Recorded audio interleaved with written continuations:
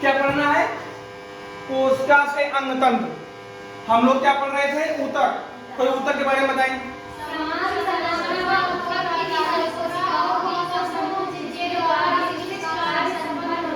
जिसके द्वारा विशिष्ट कार्य संपन्न होते क्या कहलाते हैं? ऊतक। ठीक ना। हम लोग पादप ऊतक पढ़ लिए थे। क्या पढ़ना है हमको? अस्थायी ऊतक।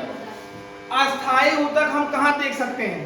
जड़, तना और पत्तियों आदि बीज को हम अपने आंखों से देख सकते हैं। ठीक ना। चलिए, जो हमारा अस्थायी ऊतक है दो प्रकार के हैं। कौन कौन से? सरल ऊतक और जटिल ऊतक। ठीक ना, दो प्रकार के हैं।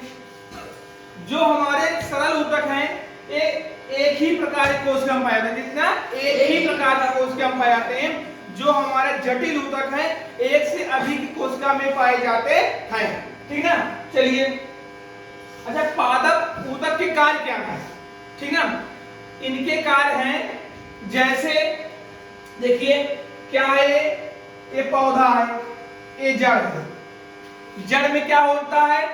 जल और खनिज पदार्थ। एक ये कैसे ऊपर जाएगा? पत्तियों में। खाना में कहाँ बनता है? पत्तियों में खाना बनता है। जब जल और खनिज पदार्थ ऊपर जाएगा तभी तो खाना बनेगा।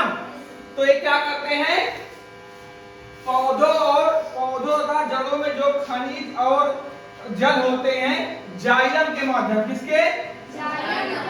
जाइलम के माध्यम से कहा जाता है ये पत्तियों में। तो पत्तियों में क्या बनता है? खाना बनता है। ठीक ना। तो पौधों की जड़ों द्वारा अवशोषित जल एवं खनिज लवण को पत्तियों तक पहुंचाने का कार्य कौन करता है? जाइलम करता है। अभी बताइए, पहुंच गया। अब यहाँ जो खाना बनेगा पत्तियों में उसको विभिन्न भागों में पहुंचाया भी तो जाएगा। तो विभिन्न जो यहाँ खाना बन गया पौधों के विभिन्न भाग पहुंचाने का कौन करता है? फ्लोएम। क्या करता है? फ्लोएम। जब खाना बन जाता है पत्तियों में इसके विभिन्न भाग में पहुंचाने का कार्य कौन करता है? फ्लोएम करता है। और जाइलम क्या करता है? जड़ों से जल और खनिज और कहां पहुंचाता है? पत्तियों में, जिससे खाना बन सके। ठीक है ना। चलिए आगे देखते हैं। ये हमारा क्या हो गया? अस्थायी ऊतक। अगला ऊतक हमारा कौन सा है? अब क्या पढ़ेंगे? जंतु ऊतक। क्या? जंतु ऊतक। जंतु ऊतक जो है कई प्रकार के होते हैं। ठीक ना। पहला हम लोग क्या देखते हैं? एपिथेलियम ऊतक। ये क्या हो? शरीर और अंगों का बाहरी असर क्या होते हैं? बनाए रखते हैं। ठीक ना। यह ऊतक पूरे शरीर का बाहरी अनावरण बनाता है, जिससे से क्या कहते हैं? अवतरण ऊतक भी कहते हैं। ठीक ना। जैसे मुख हुआ पढ़े थे ना, और आहार नाल पढ़े थे ना, अमाशय आंख, श्वास नली, फेफड़े, रक्त नलिका किसके बने होते हैं? एपिथेलियम ऊतक के बने होते हैं। जिसे कोई पूछ लिया कि जो हमारा अमाशय किस ऊतक से बना है, हम लोग क्या कहेंगे? एपिथेलियम ऊतक के बने होते हैं। ये क्या करते हैं? एपिथेलियम ऊतक क्या करते हैं? हमारे शरीर के बाहरी क्या करते हैं? बाहरी अंगों को बनाए रखते हैं। अगला क्या है? फिर संयोजी ऊतक। क्या? संयोजी ऊतक। ये क्या करते हैं? विभिन्न अंगों को जोड़ते हैं। क्या करते हैं?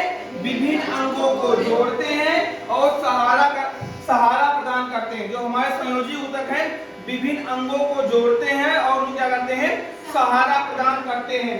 जैसे अस्थि, रक्त आदि। ये कई प्रकार के होते हैं। हम देखे थे। यहाँ देखिए, संयोजी ऊतक कई प्रकार के होते हैं। हमें तीन पढ़ते हैं। क्या? अंतरालीय ऊतक, अस्थिया उपास्थि ऊतक और रक्त। तीन ऊतक देखते हैं। ठीक ना। चलिए पहला पढ़ते हैं। अंतरालीय ऊतक एक त्वचा के नीचे पेशियों के बीच में रक्त वाहिनियों एवं तंत्रिकाओं के चारों ओर पाए जाते हैं। ठीक है। अब यहाँ देखते हैं अस्थि। अस्थि सबसे कठोर ऊतक है। पूछेगा सबसे कठोर ऊतक कौन है? क्या हम लोग लिखेंगे? अस्थि लिखेंगे। ठीक है। इसमें क्यों कठोर होता है? जो हमारा अस्थि होता है, क्या? अस्थि सबसे क्या है? कठोर है। और कठोर क्यों होता है? क्योंकि इसमें क्या पाया जाता है? कैल्शियम और खनिज पाए जाते हैं। क्या पाए जाते हैं? Ca और खनिज पाए जाते हैं। जिससे क्या होता है? कठोर होता है। और जिससे इनमें क्या होती है? दृढ़ता आ जाती है, मतलब मजबूती आ जाती है।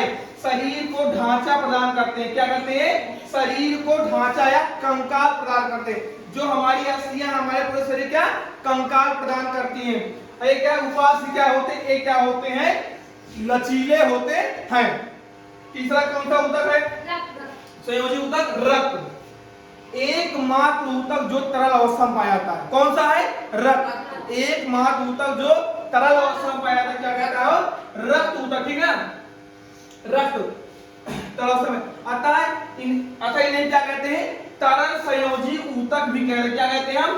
तरल संयोजी ऊतक भी कहते हैं। रक्त का तरल भाग क्या कहलाता है? प्लाज्मा कहलाता है। जो रक्त का तरल भाग होता है प्लाज्मा कहलाता है।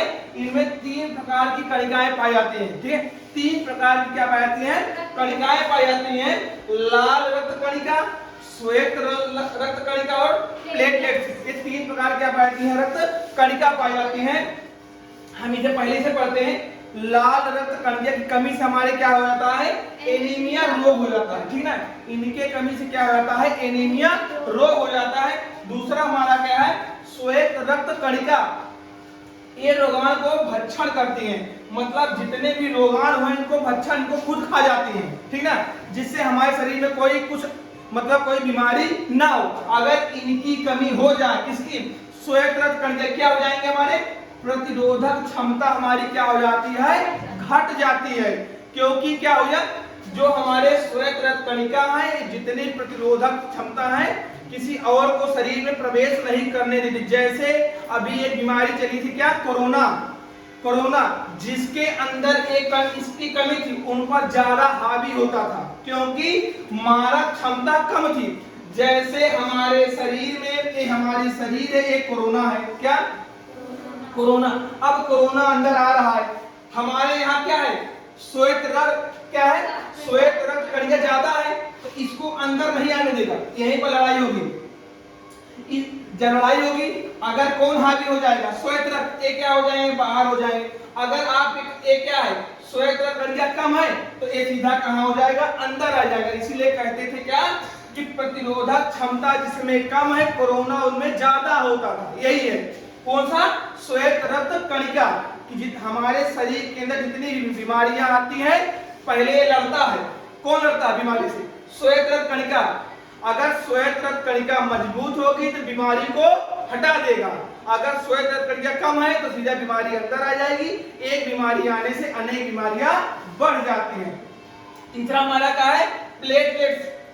ये क्या करता है? रक्त के जमने में सहायता करता है। जैसे हमें कहीं चोट लग जाती है, अगर ये हमारे अंदर कम हो जाए तो रक्त का बहना कम नहीं होगा। ठीक है, यही क्या करता है? चोट लगने के बाद कुछ देर के बाद क्या ब्लड क्या हो जाता है? कम हो जाता है। किसके कारण? प्लेटलेट्स के कारण क्या होता है? कम हो जाता है। ठीक ना, चलिए आगे देखिए। अब क्या पढ़ना है हमको? पेशी ऊतक क्या करता है? अंग को गति प्रदान करता है। जो हमारा पेशी ऊतक होता है, अंग क्या करता है? गति प्रदान करता है। पेशी ऊतक। अब पेशी ऊतक में एक होता है ऐच्छिक पेशी। ऐच्छिक पेशी क्या होता है? इसको हम अपनी इच्छा अनुसार क्या करते हैं? अपनी इच्छा गति कर सकते हैं। ऐसे जैसे हम कहें हाथ उठाना है, अपनी इच्छा अनुसार उठाए और नीचे कर दिए। ये हमारा क्या है? ऐच्छिक। क्या है हमारा?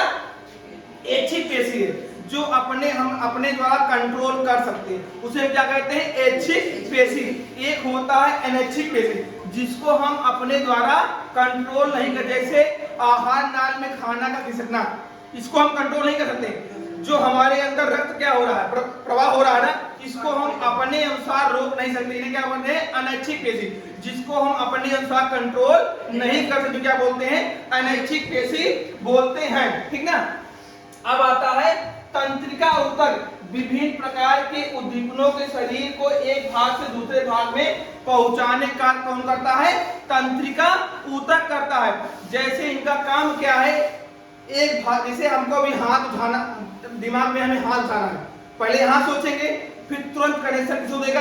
हाथ को। हाथ उठाओ, मतलब एक कनेक्शन काम करता है। देखिए एक तंत्रिका कोशिका बनाया गया है। ठीक है, बीच में क्या है? केंद्रक तंत्रिका का है। ठीक ना। देखिए टावर का दिखा है, जैसे मोबाइल का टावर होता है, टावर क्या करता है? हर मोबाइल को क्या करता है? नेटवर्क प्रदान करता है। ऐसे ही हमारा तंत्रिका क्या है?